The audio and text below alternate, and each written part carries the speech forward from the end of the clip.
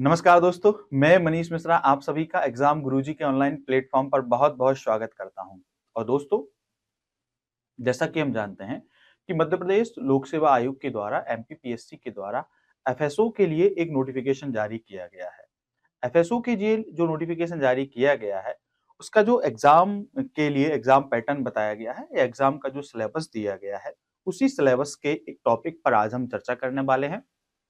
उसके पहले हम थोड़ा-सा सिलेबस के बारे में जान लेते हैं। तो हमें पता है कि इसका जो एग्ज़ाम पैटर्न है उसमें कुल जो है वो 150 क्वेश्चन आने वाले हैं और ये जो 150 क्वेश्चन हैं वो आपके ऑब्जेक्टिव टाइप क्वेश्चन्स हैं, यानी कि वस्तुनिष्ठ प्रकार के क्वेश्चन्स हैं, ऐसा। साथ ही हम देखते हैं कि इसमें जो प्रथम 50 क्वेश्चन आने वाले हैं वो आपके पार्ट ए से आने वाले हैं, जो कि आपके मध्य प्रदेश के जीएस से संबंधित और करंट अफेयर से संबंधित है। इसके अलावा पार्ट बी का जो हिस्सा है वो आपका सब्जेक्ट से रिलेटेड है। सब्जेक्ट से रिलेटेड जो आपका पाठ्यक्रम दिया गया है, सिलेबस दिया गया है, उसमें कुल 10 यूनिट दी गई हैं आपको। जो आपके लिए टोटल 10 यूनिट दी गई हैं वो आपसे सब्जेक्ट से रिलेटेड हैं। सब्जेक्ट से मतलब है आपका जो आपका साइंस वाला पोर्शन है उससे रिलेटेड वो जो है सिलेबस उसमें दिया गया है। उसी सिलेबस में जो यूनिट 3 है, यूनिट 4 है, इसके अलावा यूनिट 5 है, यूनिट 7 है, यूनिट 8 है और 9 है। उस पर जो है वो मैं डिस्कस करूँगा। मेरा नाम मनीष मिश्रा है और हम उसको एक-एक करके धीरे-धीरे समझने का प्रयास करेंगे। दोस्तों, उसी क्रम में जो यूनिट 4th में एक आपका टॉपिक है जिसमें दिया गया है खाद्य संरक्षण, पैकेजिंग और सिद्धांत। तो उसी पर हम क्या-क्या करने वाले हैं, चर्चा करने वाले हैं। दोस्तों, जैसा कि आप स्क्रीन पर देख पा रहे होंगे कि जो हमारा फर्स्ट टॉपिक है उसका नाम ही दिया गया है और वो क्या है, खाद्य संरक्षण। तो दोस्तों, आज जो हम चर्चा करेंगे वो खाद्य संरक्षण पर करेंगे कि खाद्य संरक्षण क्या होता है, इसकी विधियां कौन-कौन सी हैं, इसके सिद्धांत कैसे कौन-कौन से होते हैं और किस तरीके से किसी फूड को एक लंबे समय तक हम संरक्षित करके रख सकते हैं। ठीक है दोस्तों, ऐसा। तो चलिए हम आगे बढ़ते हैं और इसको थोड़ा-सा समझने का प्रयास करते हैं।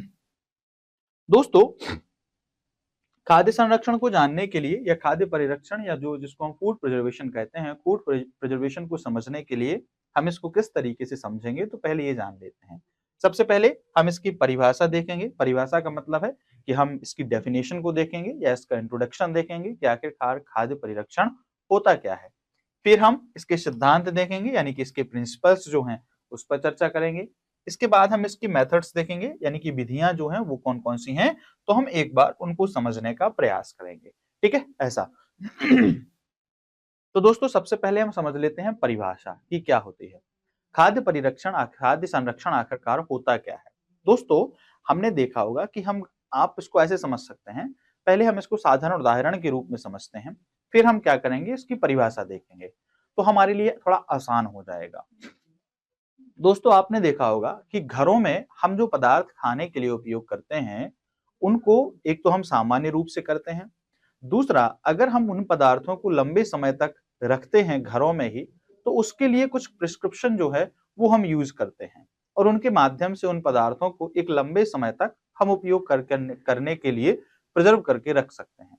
जैसे फॉर एग्ज़ाम्पल के लिए अगर हम बात करें, तो हम देखते हैं कि हमारे घरों में जो दूध उपयोग उपयोग में लाया जाता है, उस दूध को अगर हम नॉर्मल तरीके से जो हमारे यहाँ पर आता है और वैसे ही हम रखे रहें, तो उसको बहुत लंबे समय तक हम यूज़ नहीं कर सकते, उपयोग नहीं कर सकते हैं। उसको हम कितने समय तक, तो बहुत से बहुत आप 2 घंटे, 3 घंटे या 4 घंटे तक यूज़ कर सकते हैं। हालाँकि मौसम के ऊपर भी डिपेंड करता है। लेकिन अगर हम उसको बॉयल कर देते हैं या फिर उसको रेफ्रिजरेटर के अंदर रख देते हैं, तो फिर हम उसको एक लंबे समय तक संरक्षित करके रख सकते हैं और आसानी से उसका लंबे समय तक हम यूज़ कर सकते हैं। इसी प्रकार से जो हम फल-सब्जियाँ घर पे लाते हैं, अगर हम उन फल और सब्जियों को बाहर खुले में रख देते हैं, ठीक है? तो हम उनको 1 या 2 दिन के लिए उपयोग कर सकते हैं। लेकिन अगर वही फ्रूट्स और वेजिटेबल्स, फल और सब्जियाँ जो हैं, उनको हम रेफ्रिजरेटर में रखते हैं, तो आसानी से हम उनको 1 हफ्ते तक जो है या 3-4 दिन तक आसानी से क्या कर सकते हैं, उनका उपयोग कर सकते हैं, ऐसा करके। कहने का मतलब ये है कि अगर हम खाद्य योग्य पदार्थों को लंबे समय के तक के लिए उपयोग करना चाहते हैं, तो उनके लिए कुछ ऐसी मेथड्स या विधियों का उपयोग करते हैं, कुछ ऐसे प्रिस्क्रिप्शन जो हैं वो हम यूज़ करते हैं कि उनको लंबे समय तक के लिए संरक्षित करके रखा जा सके और उनके जो मौलिक गुण हैं, उनकी जो चीज़ें हैं, उनमें भी किसी भी प्रकार का कोई परिवर्तन ना हो। इसी के लिए ही जो मेथड्स यूज की जाती हैं, इन्हीं के लिए ही जो विधियां यूज की जाती हैं और यही जो पूरी प्रक्रिया होती है उसी को ही खाद्य संरक्षण कहा जाता है। ठीक है दोस्तों, ऐसा। तो अब हम समझते हैं। देखिए खाद्य संरक्षण का आशय होता है, खाद्य संरक्षण के अंतर्गत खाद्य संरक्षण का मतलब है कि जब हम किसी खाने योग्य पदार्थ को या भोज्य पदार्थ को उनके मौलिक स्वरूप में परिवर्तन किए बिना या फिर परिवर्तन के साथ उनको लंबे समय तक के लिए संरक्षित करके रखते हैं, तो उसी प्रोसेस को हम खाद्य संरक्षण कहते हैं। क्या कहते हैं? खाद्य संरक्षण कहते हैं। ठीक है, ताकि उनके उनमें जो होने वाले प्राप्त होने वाले पोषक तत्व हैं, उनमें जो पदार्थ हैं, उनमें किसी भी प्रकार का कोई परिवर्तन ना हो और बिना परिवर्तन के हम उसको लंबे समय तक क्या कर सकें? उपयोग कर सकें। इसी पूरी प्रोसेस को हम क्या कहते हैं? तो खाद्य संरक्षण या खाद्य परिरक्षण के अंतर्गत रखा जाता है और इसी को ही हम फूड प्रिजर्वेशन कहते हैं। बात क्लियर दोस्तों? ऐसा। मैं उम्मीद करता हूं इतनी बात आप लोगों को समझ में आ गई होगी। आप उसको और भी एग्जाम्पल के माध्यम से जो है वो समझ सकते हैं। जैसे हमारे घर में हम टमाटर का उपयोग करते हैं, तो टमाटर नॉर्मली अगर हम टमाटर को लेके आते हैं और अगर हम उसको रखते हैं तो वो 2 दिन 3 दिन तक हम उसका यूज कर सकते हैं। अगर उसी टमाटर को हम क्या कर देते हैं? रेफ्रिजरेटर के अंदर रखते हैं, तो उसको हम अधिक 3 दिन तक 4 दिन तक क्या कर सकते हैं? आराम से यूज कर सकते हैं, 5 दिन तक यूज कर सकते हैं। लेकिन अगर उसी टमाटर से हम केचप बना लेते हैं, तो उस केचप को हम अगले 4-5 महीने तक आसानी से यूज कर सकते हैं। ऐसा। तो यही जो मेथड्स है, यही जो पूरी प्रोसेस है, उसी पूरी प्रोसेस को हम क्या कहते हैं? फूड प्रिजर्वेशन कहते हैं। ठीक है, ऐसा करके और उसी को ही खाद्य संरक्षण की श्रेणी में रखा जाता है। बात क्लियर दोस्तों? ऐसा। तो कहने का मतलब यह है कि खाद्य पदार्थों को जब उनके गुणों में मौलिक या उनके जो स्ट्रक्चर है, उस स्ट्रक्चर में मौलिक रूप में परिवर्तन किए बिना या परिवर्तन के साथ हम जब लंबे समय तक उसको प्रिजर्व करके रखते हैं, तो उसी पूरी प्रक्रिया को खाद्य संरक्षण कहा जाता है। ठीक है दोस्तों, ऐसा। अब देखिए खाद्य संरक्षण के सिद्धांत कौन कौन से हैं? सबसे पहले हम इसको एक बार समझने का प्रयास करते हैं कि खाद्य संरक्षण के सिद्धांत कौन कौन से हैं। तो दोस्तों खाद्य संरक्षण के सिद्धांत की अगर हम बात करें, खाद्य जिसको हम कहते हैं principles of preservation, principles of preservation की हम बात करें तो इसमें हमें देखने को मिलता है कि उनको हम इतने तरीके से संरक्षण, इतने प्रिंसिपल्स पर आधारित है। जैसे नमी को दूर करना यानी कि रिमूव मॉइस्चर, संक्रमण से सुरक्षा प्रोटेक्शन अगेंस्ट इन्फेक्शन, दूसरा वायु रोधक बनाना यानी विंड प्रूफ करना, निश्चित मात्रा में पदार्थों के उपयोग से यानी कि कुछ ऐसे पदार्थ होते हैं अगर हम उनको निश्चित मात्रा में उपयोग करें तो उनकी निश्चित मात्रा में उपयोग से भी हम पदार्थों को संरक्षित करके रख सकते हैं। ठीक है, रासायनिक परिरक्षक द्वारा यानी केमिकल प्रिजर्वेशन के माध्यम से भी हम इनका संरक्षण कर सकते हैं, और प्रशीतन करना या फिर शीत भंडारों का उपयोग करना यानी कि रेफ्रिजरेशन या फिर कोल्ड स्टोरेज का यूज करना, और इसके माध्यम से भी हम क्या कर सकते हैं? तो जो फूड संरक्षण जो है हम उनको कर सकते हैं और उनके माध्यम से जो पूरे आपके पदार्थ हैं उन पदार्थों को संरक्षित करके एक लंबे समय तक के लिए हम रख सकते हैं। ठीक है, अब हम इसको एक एक करके समझने का प्रयास करते हैं। देखिए प्रिंसिपल्स ऑफ प्रिजर्वेशन के अंतर्गत सबसे पहले हम देखते हैं रिमूव मॉइस्चर यानी नमी को दूर करके। तो देखिए जैसा कि हम जानते हैं कि कोई भी जो खाद्य पदार्थ होते हैं जैसे फल हैं, सब्जियां हैं या कोई भी पदार्थ हैं, तो उनमें एक निश्चित रूप से नमी की मात्रा पाई जाती है और यही जो नमी होती है वो क्या होती है? वो उनको खराब करने के लिए या उनको आगे जाके डैमेज मतलब उनकी जो उनको खराब करने के लिए कैसी होती है? पर्याप्त होती है। तो अगर हम किसी पदार्थ में किसी खाद्य के नमी की मात्रा को अगर कम कर देते हैं तो उसमें जो बढ़ने वाले सूक्ष्म जीव हैं जिनके माध्यम से आप क्या कर सकते हैं, जिनके माध्यम से वो फूड खराब होते हैं, जो फल सब्जियां हैं वो खराब होते हैं, उनकी स्पीड को हम कम कर सकते हैं। यानी कि उनके जो फूड होंगे उनके खराब होने की गति को हम क्या कर सकते हैं? कम कर सकते हैं। किसके माध्यम से? तो हम नमी को दूर करके। अब हम नमी को किस प्रकार से दूर करते हैं? तो देखिए फूड में पाई जाने वाली जो नमी है उसको हम कई प्रकार से दूर कर सकते हैं। सबसे पहले तो अगर हम बात करें तो हम देखते हैं कि इसको हम धूप में सुखाकर, तो अगर हम धूप में सुखा देते हैं तो भी क्या होता है, वो नमी उसकी कैसी हो जाती है, कम हो जाती है। तो इस तरीके से हम उसको अधिक लंबे समय तक संरक्षित करके रख सकते हैं, ऐसा करके।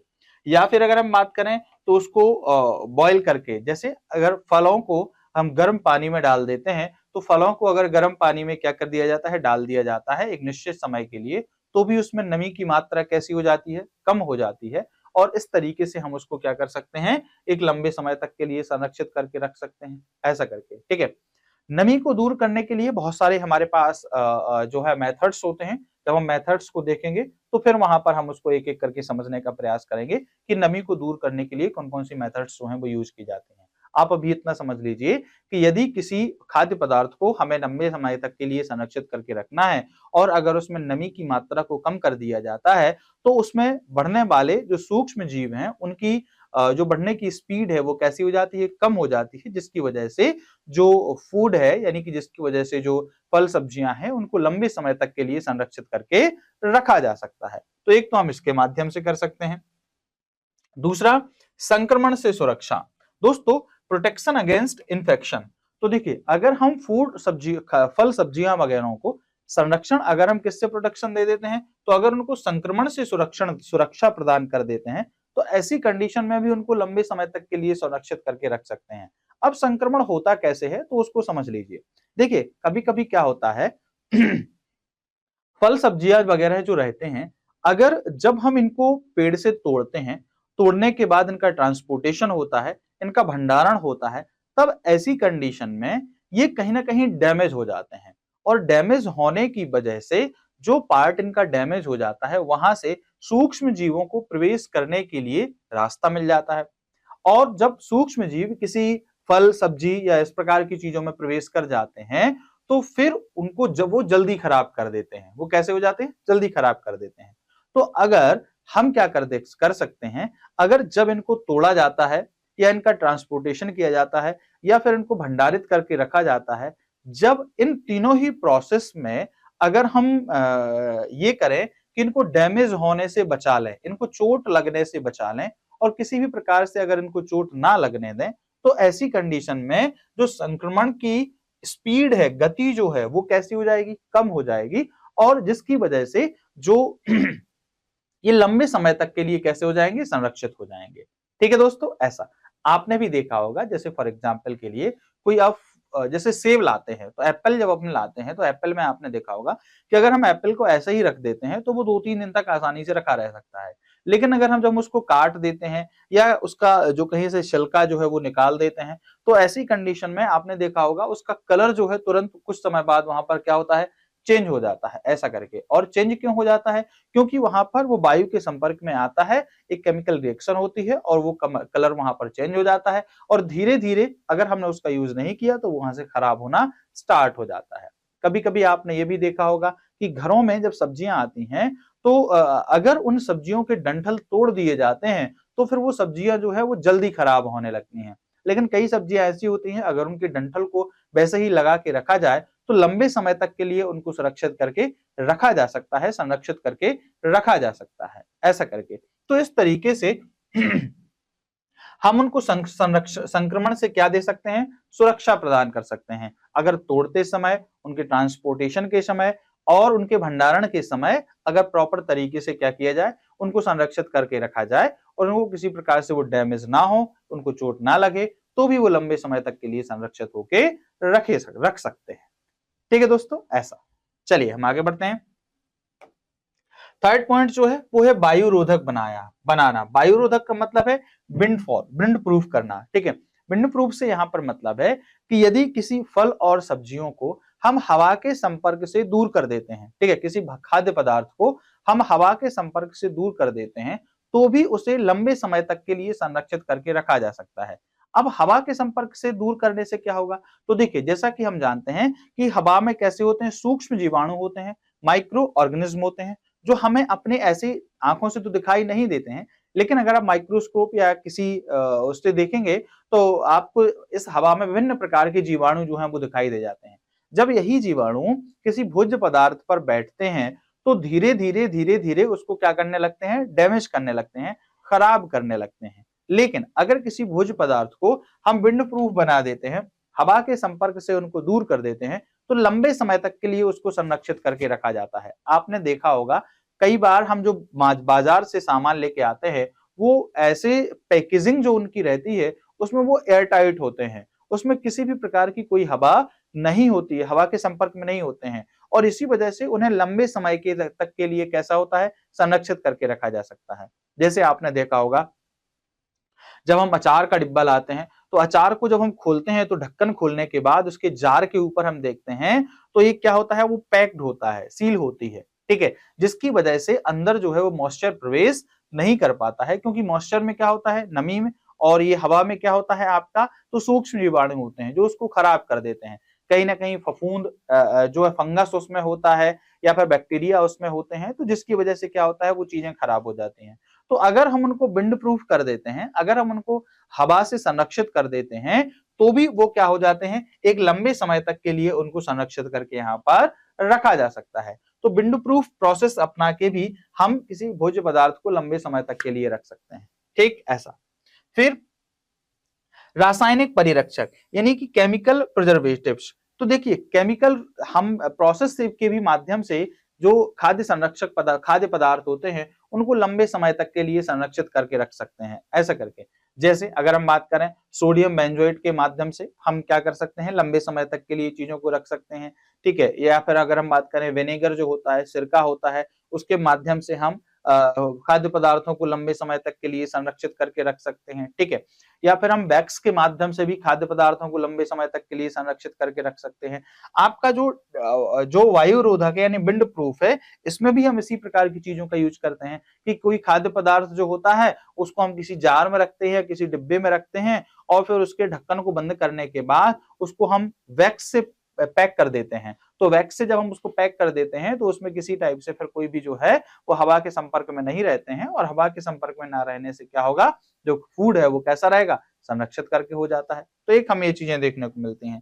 तो सोडियम बेंजोएट आपका, इसके अलावा आपका विनेगर हो गया, तो इस प्रकार की चीजों से भी हम इसको संरक्षित करके रख सकते हैं, यानी कि रासायनिक क्रिया के माध्यम से भी उसको संरक्षित करके रख सकते हैं, ठीक है। ऐसे करके हम क्या बोलते हैं यहाँ पर एसिटिक एसिड का भी यूज कर सकते हैं, तो उसके माध्यम से भी क्या होता है, इसको संरक्षित करके रखा जा सकता है, ठीक है दोस्तों, ऐसा करके। इसके अलावा प्रशीतन करना और शीत भंडारों का उपयोग करना, यानी कि रेफ्रिजरेशन और कोल्ड स्टोरेज के माध्यम से भी हम फूड जो है उसको लंबे समय तक के लिए संरक्षित करके रख सकते हैं, ठीक है।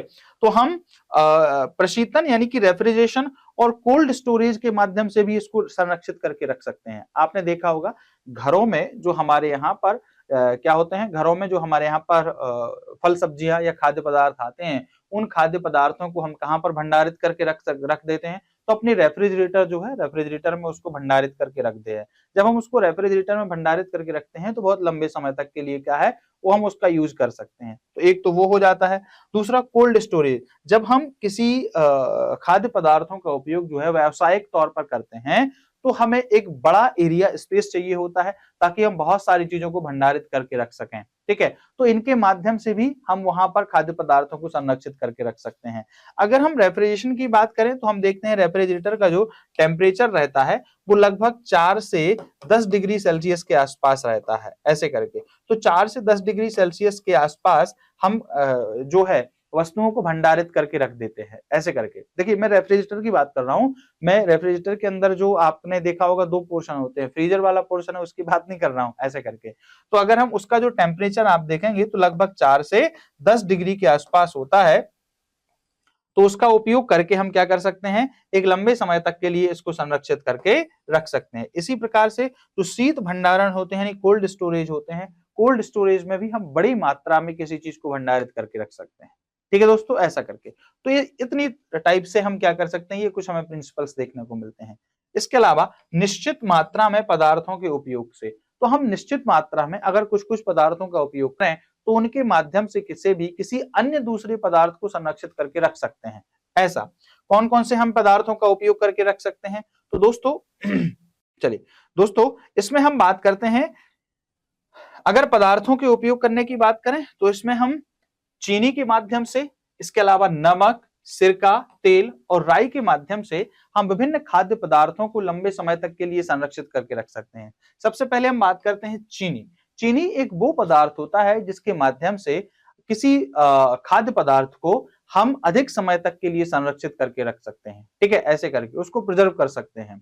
अगर किसी खाद्य पदार्थ में, फूड में 66% आपका क्या है, शुगर है। कितने परसेंट? 66% शुगर है, चीनी है।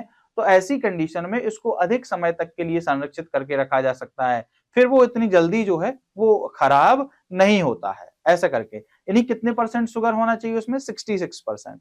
दूसरा, नमक। तो नमक भी एक अच्छे प्रिजर्व के रूप में काम करता है। और अगर किसी खाद्य पदार्थ में 15% नमक की मात्रा है, कितने? 15% क्या है?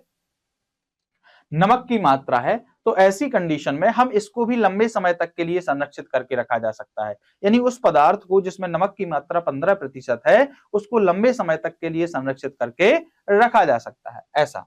इसके अलावा सिरका। सिरका भी एक ऐसा प्रमुख पदार्थ है जिसके माध्यम से हम इसको लंबे समय तक के लिए संरक्षित करके रख सकते हैं, ऐसा करके। सिरका अगर हम बात करें तो ये भी कैसा है, एक फूड प्रिजर्व के रूप में काम करता है। और अगर किसी में हम सिरके का उपयोग करते हैं तो सिरका भी जो क्या है, वो भी क्या होता है, आप लंबे समय तक के लिए उसको उपयोग कर सकते हैं, ऐसे करके। इसके अलावा ऑयल, तेल, सिरका यानी कि जिसको हम कहते हैं विनेगर के नाम से जानते हैं, और विनेगर का यूज करके भी हम खाद्य पदार्थों को लंबे समय तक करके रख सकते हैं। तेल, ऑयल जो है वो भी एक अच्छे प्रिजर्व के रूप में काम करता है। आपने देखा होगा कि जो अचार वगैरह होते हैं उनमें हमेशा ऑयल पड़ा रहता है, ऑयल रहता है, और कोशिश की जाती है कि जो अचार होता है वो किसमें, पूर्णतः तेल में डूबा हुआ होना चाहिए। ऑयल यानी कि ऑयल जो है वो उसके ऊपर होना चाहिए। अगर अचार में ऑयल उसके ऊपर रहता है तो अचार जो है वो लंबे समय तक के लिए संरक्षित होकर रख सकता है। क्यों?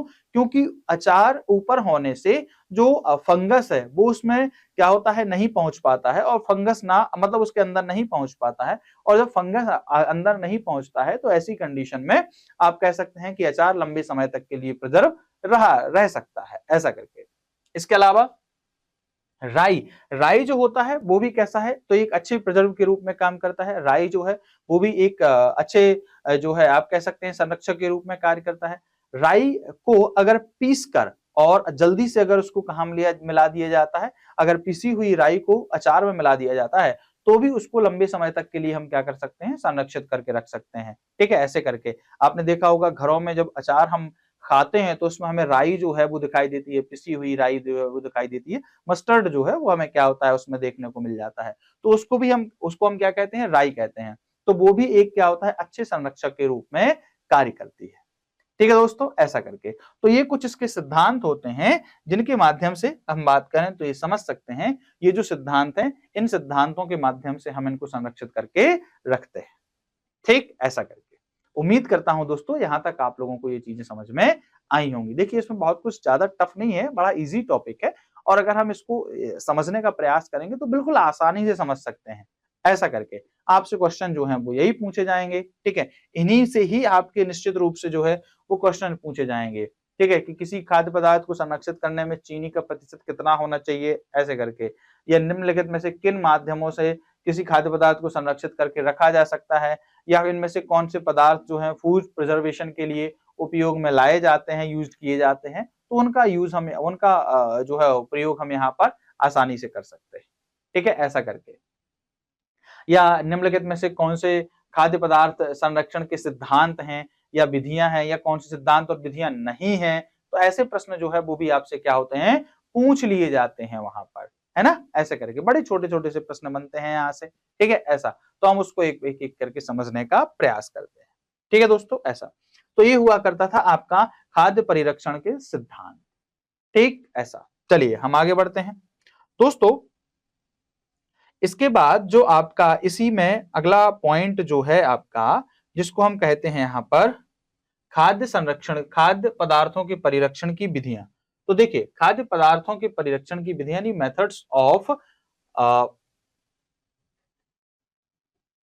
Of preservation food. ठीक है, मेथड्स ऑफ प्रिजर्वेशन फूड। ठीक है, फूड प्रिजर्वेशन। तो हम इसकी मेथड्स देखेंगे, विधियां देखेंगे कि कौन कौन सी होती हैं। तो मुख्यतः खाद्य पदार्थों की विधियों का मतलब समझ रहे हो कि किन विधियों के माध्यम से, किन मेथड्स के माध्यम से हम खाद्य पदार्थों को लंबे समय तक के लिए भंडारित करके रख सकते हैं, उसको हम क्या कहते हैं, मेथड्स। यानी कि किन किन विधियों का हम उपयोग करेंगे कि लंबे समय तक के लिए खाद्य पदार्थ कैसे हो, भंडारित होकर रख सके, संरक्षित होकर रख सके। ठीक है, ऐसा।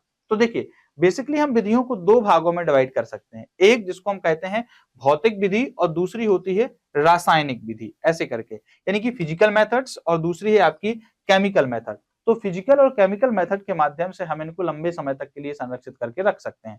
सबसे पहले हम किसकी बात करेंगे, तो फिजिकल मेथड्स की बात करेंगे, यानी कि भौतिक विधियों की बात करेंगे कि भौतिक विधियां कौन कौन सी होती हैं जिनके माध्यम से हम किसी खाद्य पदार्थ को लंबे समय तक के लिए संरक्षित करके रख सकते हैं। ठीक है, ऐसे करके। तो दोस्तों अगर हम भौतिक विधियों की बात करें तो देखिए भौतिक विधियों में आपके इतने प्रकार की विधियां आती हैं फिजिकल मेथड में। एक तो आपका रेफ्रिजरेशन मेथड आता है यानी कि प्रशीतन विधि, दूसरा फ्रीजिंग मेथड है यानी हिमीकरण विधि, तीसरा ड्राई फ्रीजिंग मेथड है यानी शुष्क हिमीकरण विधि, तीसरा निर्जलीकरण विधि है यानी कि डिहाइड्रेशन मेथड है, चौथा गैस संग्रह, ये संग्रहार है, मंग्रहार नहीं है दोस्तों, संग्रहार है, ऐसे गैस संग्रहार यानी कि गैस आर्चिव्स जो है। ठीक है, फिर नमी निष्कासन यानी मॉइस्चर रिमूवल मेथड्स जो है। ठीक, इसके अलावा डिब्बा बंदी या बोतल बंदी जिसको हम कहते हैं कैनिंग और बॉटलिंग, इसके अलावा विकिरण यानी रेडिएशन मेथड्स जो है, इसके माध्यम से भी हम क्या कर सकते हैं, इनको संरक्षित करके रख सकते हैं। अब हम इनको एक एक करके समझने का प्रयास करते हैं कि आखिरकार ये है क्या। ठीक है, तो देखिए सबसे पहले हम बात करेंगे प्रशीतन विधि। प्रशीतन विधि यानी कि जिसको हम कहते हैं रेफ्रिजरेशन मेथड। दोस्तों रेफ्रिजरेशन मेथड का मतलब है कि यहाँ पर जब हम भोज्य पदार्थों को घरों में रेफ्रिजरेट करके रखते हैं, यानी रेफ्रिजरेट करने का मतलब है हम इसको क्या करते हैं, ठंडे पदार्थों में, ठंडी जगहों पर किसी भोज्य पदार्थ को अधिक समय तक उपयोग करने के लिए भंडारित करके रखते हैं, तो ऐसी विधि को रेफ्रिजरेशन मेथड कहा जाता है। दोस्तों रेफ्रिजरेशन मेथड के अंतर्गत हमने देखा कि जो भोज्य पदार्थ होते हैं उन भोज्य पदार्थों को 4 से लेके और 10 डिग्री सेल्सियस पर क्या होता है, संरक्षित करके रखा जाता है। इन 4 से 10 डिग्री सेल्सियस पर उन भोज्य पदार्थों को, यानी कि जो फूड आइटम्स होते हैं उनको संरक्षित करके रखते हैं और एक लंबे समय तक के लिए हम उनका उपयोग कर सकते हैं। तो ऐसी विधि को हम क्या कहते हैं, रेफ्रिजरेशन मेथड कहा जाता है। दूसरा फ्रीजिंग मेथड्स होता है यानी हिमीकरण विधि होता है। दोस्तों फ्रीजिंग मेथड्स की अगर हम बात करें तो ये 3 टाइप से होता है। जैसे अगर हम बात करें, आपने देखा होगा डीप फ्रीजिंग, कौन सा होता है, तो डीप फ्रीजिंग होता है।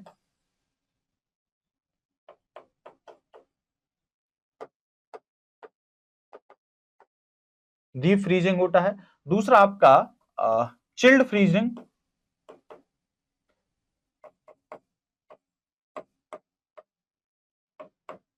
चिल्ड फ्रीजिंग मेथड्स होता है।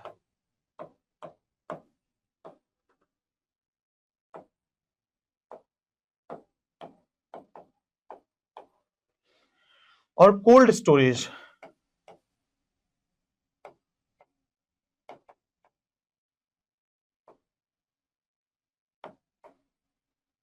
ऐसे। तो इसके माध्यम से भी हम क्या कर सकते हैं, इसको संरक्षण करके रख सकते हैं। ठीक है, आपने देखा होगा डीप फ्रीजिंग मेथड्स के अंतर्गत रहता है कि जब हम कोई जो पदार्थ रहते हैं उन पदार्थों को हम कितने, तो बहुत कम टेम्परेचर पर जो है हम संरक्षित करके रख सकते हैं, रखते हैं, जिसको हम कहते हैं डीप फ्रीजिंग मेथड।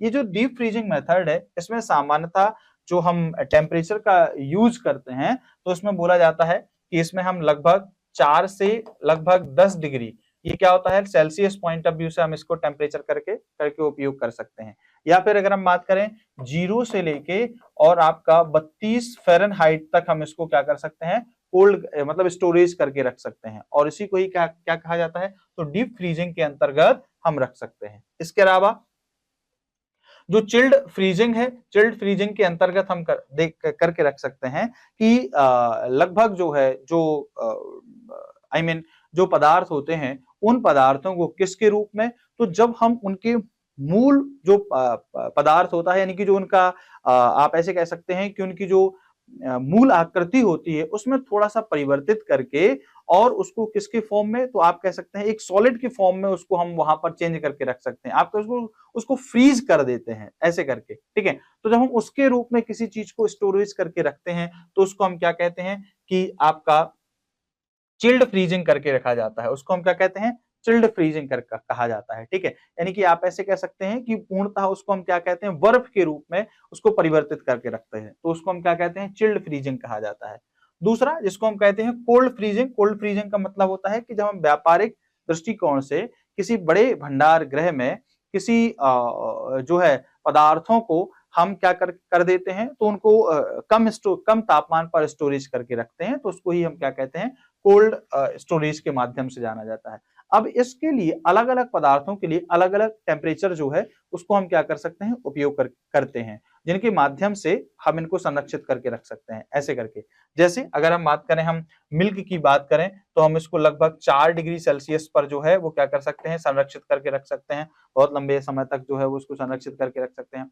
या फिर अगर हम बात करें हम पनीर की बात करते हैं तो पनीर को 35 डिग्री फ़ारेनहाइट पर क्या कर सकते हैं, उसको संरक्षित करके रख सकते हैं, तो वो लंबे समय तक क्या होता है, संरक्षित करके रखा जा सकता है और हम उसको धीरे से क्या कर सकते हैं, बहुत लंबे समय तक के लिए उपयोग कर सकते हैं। तो एक ये भी होता है। तो ये क्या होता है आपका कोल्ड स्टोरेज वाला। फिर होता है यहाँ पर शुष्क ये है आपका हिमीकरण विधि, यानी फ्रीजिंग मेथड्स के नाम से जाना जाता है। दूसरा है आपका dry freezing methods. Dry freezing method का मतलब है शुष्क हिमीकरण विधि। शुष्क हिमीकरण विधि का मतलब होता है यहाँ पर कि सामान्यतः जो भोज्य पदार्थ है, भोज्य पदार्थों में नमी को कम करके, किसको, नमी को कम करके, और फिर हम उसको क्या कर दे हैं, संरक्षित करके रख सकते हैं। तो उसी को ही क्या कहा जाता है, शुष्क हिमीकरण विधि के नाम से जाना जाता है। ऐसे करके हम उसको क्या करते हैं, पहले ड्राई फ्रीजिंग के माध्यम से हम उसको क्या कर दे, उसके अंदर नमी को कम कर दे रहे हैं, और नमी के कम करने के लिए हम बहुत सारी विधियों का उपयोग करते हैं। जैसे फॉर एग्जाम्पल के लिए अगर हम बात करें कि उसको हम धूप में सुखा सकते हैं, या फिर अगर हम बात करें कि उसको जो है गर्म पानी में जो है फल वगैरह जो है उसको बॉयल कर सकते हैं, उबाल सकते हैं। तो अगर गर्म पानी में हम फलों को उबाल के उसमें 50% तक नमी की कम कर देते हैं, या कोई भी जो है भोज्य पदार्थ है उनको गर्म पानी में उबाल करके उन्हें 50% तक की क्या कर देते हैं, नमी को कम कर देते हैं, और फिर उसके माध्यम से हम उनको खाने के लिए उपयोग में लाते हैं, तो फिर से एक बार हम उसको क्या करते हैं, पानी में डाल देते हैं, ताकि वो अपनी पुनः पूर्व अवस्था में आ जाते हैं, और फिर हम उसका आसानी से उपयोग कर सकते हैं। तो इसी को ही हम क्या कहते हैं, ड्राई फ्रीजिंग मेथड्स के नाम से जाना जाता है। दूसरा निर्जलीकरण विधि। निर्जलीकरण विधि का मतलब होता है कि उसमें जल की मात्रा को कम कर देना। किसमें, जल की मात्रा को कम कर देना। जल की मात्रा को कई तरीके से कम किया जाता है, जैसे उन चीजों को हम धूप में सुखा लेते हैं, ये सामान्य विधियां हैं। धूप में सुखा लेते हैं, धूप में सुखाने के बाद उसका पानी खत्म हो जाता है, ऐसा करके। दूसरा, या फिर अगर हम बात करें उसको गर्म कर देते हैं, तो उसको गर्म करके भी उसका क्या कर सकते हैं, पानी जो है हम उसके मॉइस्चर को खत्म कर देते हैं। लेकिन दोस्तों जब भी हम इस तरीके से किसी विधि, किसी मतलब खाद्य पदार्थ का निर्जलीकरण करते हैं, उसका डिहाइड्रेशन करते हैं, तो डिहाइड्रेशन करने के बाद ये जरूरी होता है कि जब हम उसको भंडारित करके रखें तो वो एयर टाइट हो, यानी कि उसमें मॉइस्चर जो है वो ना जाए, क्योंकि अगर उसमें मॉइस्चर जाता है तो ऐसी कंडीशन में पुनः कैसी होती हैं, वो फिर से एक बार जो है मॉइस्चर पकड़ लेती हैं, जिनकी वजह से हमें देखने को मिलता है कि वो पुनः खराब होने की संभावना जो है वो उनकी कैसी हो जाती है, ज्यादा बढ़ जाती है। तो ये डिहाइड्रेशन मेथड्स है। फिर गैस संग्रह, यानी कि गैस आर्जिप्स में भी हम कर सकते हैं। तो जो भी आपके खाद्य पदार्थ हैं उनको हम एक गैस के अंदर जो है भंडारित करके रख सकते हैं, ठीक है। और गैस चैम्बर्स में उन जब हम भोज्य पदार्थों को संरक्षण करके रखते हैं तो उनको भी लंबे समय तक के लिए संरक्षित करके रखा जाता है। अब इसमें अलग अलग भोज्य पदार्थों में अलग अलग गैसेस का जो है वो हम उपयोग कर सकते हैं ऐसे करके। वो जब हम एग्जाम्पल के लिए देखेंगे तो उस टाइम पर जो है हम इसको एक एक करके समझने का प्रयास करेंगे कि कौन कौन से भोज्य पदार्थों में हम कौन कौन सी गैसेस का यहाँ पर यूज कर सकते हैं ऐसे। तो गैस संग्रह के माध्यम से भी, यानी गैस आर्चीव्स के माध्यम से भी हम इनका उपयोग कर सकते हैं। फिर नमी निष्कासन के माध्यम से, यानी कि जो मॉइस्चर होता है, मॉइस्चर को हम क्या कर सकते हैं, रिमूव कर सकते हैं, और मॉइस्चर को रिमूव करके भी हम उसको लंबे समय तक के लिए संरक्षित रख सकते हैं। यानी कि जो आपने देखा होगा कि कोई भी भोज्य पदार्थ जो होते हैं उनमें मॉइस्चर होता है, अगर हम उस मॉइस्चर को निकाल देते हैं, नमी को निकाल देते हैं, तो भी उसको लंबे समय तक के लिए संरक्षित करके रख सकते हैं।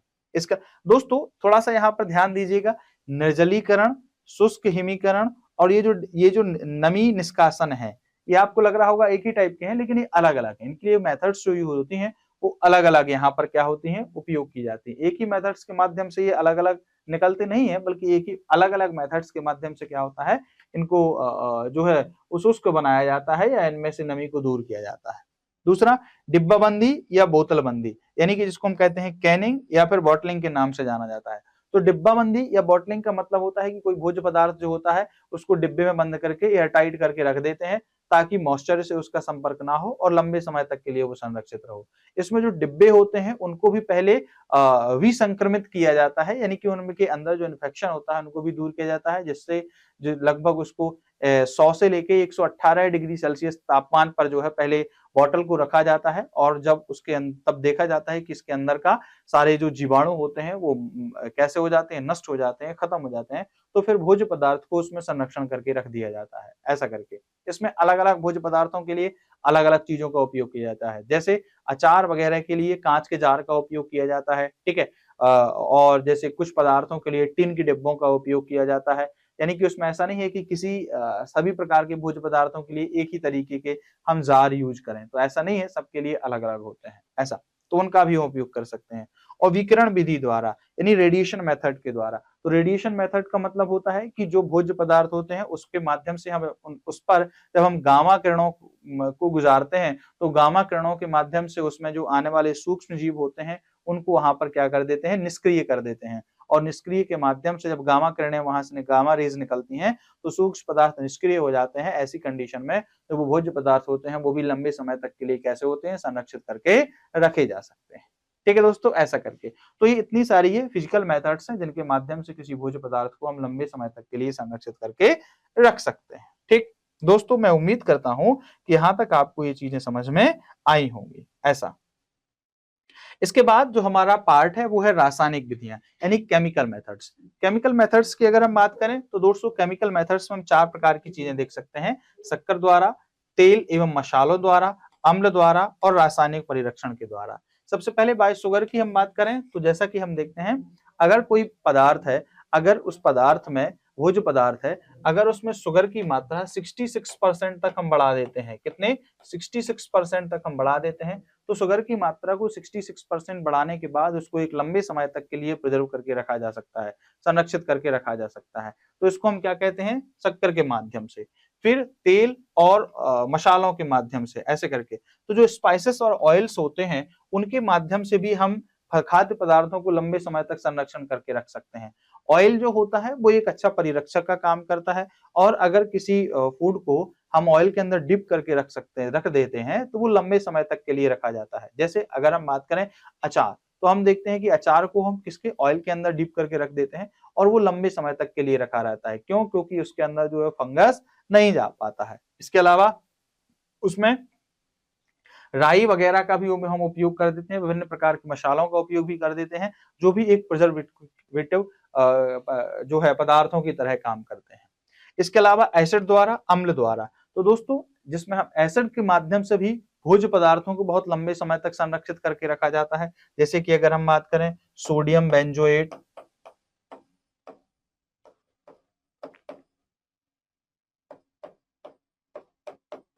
सोडियम बेंजोएट के माध्यम से, या फिर अगर हम बात करें तो सिरके के माध्यम से, ऐसे करके।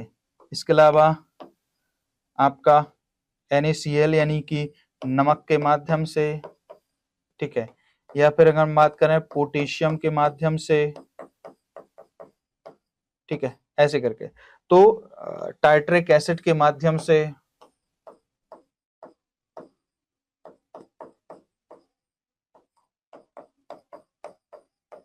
ठीक है, तो जो टार्ट्रिक एसिड होता है आपका, उसके माध्यम से भी। तो इन माध्यमों से हम क्या कर सकते हैं, इनसे भी हम जो ये केमिकल्स होते हैं, इन केमिकल्स के माध्यम से भी हम क्या कर सकते हैं, इनको संरक्षित करके रख सकते हैं, बहुत लंबे समय तक के लिए इनको प्रिजर्व किया जा सकता है। इसके अलावा रासायनिक परिरक्षण के द्वारा भी, बायोकेमिकल द्वारा भी हम इनको क्या कर सकते हैं, लंबे समय तक के लिए संरक्षित करके रखा जा सकता है, ऐसे करके। तो ये जो पार्ट होते हैं वो आपकी रासायनिक विधियों के अंतर्गत आते हैं, केमिकल मेथड्स के अंतर्गत आते हैं, और उन केमिकल मेथड्स के माध्यम से भी हम कोई भी फूड जो है, पदार्थ जो है, उनको लंबे समय तक के लिए संरक्षित करके रख सकते हैं। ठीक है दोस्तों, ऐसा करके। तो ये सारी चीजें जो हैं वो हमें देखने को मिलती हैं। ये हुआ करती थी आपकी फूड जो आपका प्रिजर्वेशन है, उस फूड प्रिजर्वेशन के अंतर्गत डेफिनेशन, प्रिंसिपल्स और उसके मेथड्स। ठीक है, ऐसे करके ये सामान्य रूप से हमने एक बार इसको समझने की कोशिश की है। इसके जो एग्जाम्पल्स हैं और इसको जो एमसीक्यू है उनको हम नेक्स्ट क्लास में देखेंगे। ठीक है, इसको हम एक-एक करके बहुत अच्छे से इसके एमसीक्यू सॉल्व करेंगे। किस तरीके से इसके क्वेश्चंस बन सकते हैं और इनके एग्जाम्पल्स जो हैं वो कौन-कौन से होंगे, है ना? ऐसा करके। तो उसको दोस्तों हम नेक्स्ट क्लास में एक बार समझने का प्रयास करेंगे। ठीक है, ऐसा करके। तो जो आज की क्लास है वो हम यहीं पर कंप्लीट करते हैं। दोस्तों, इसके आगे के जो टॉपिक हैं वो हम नेक्स्ट क्लास में मिलते हैं और उसको कंप्लीट करने की कोशिश करते हैं। उम्मीद करता हूँ यहाँ तक आप लोगों को चीजें समझ में आई होंगी और क्लास जो है वो आपको अच्छी लगी होगी। ठीक है, बहुत बहुत धन्यवाद। Thank you so much.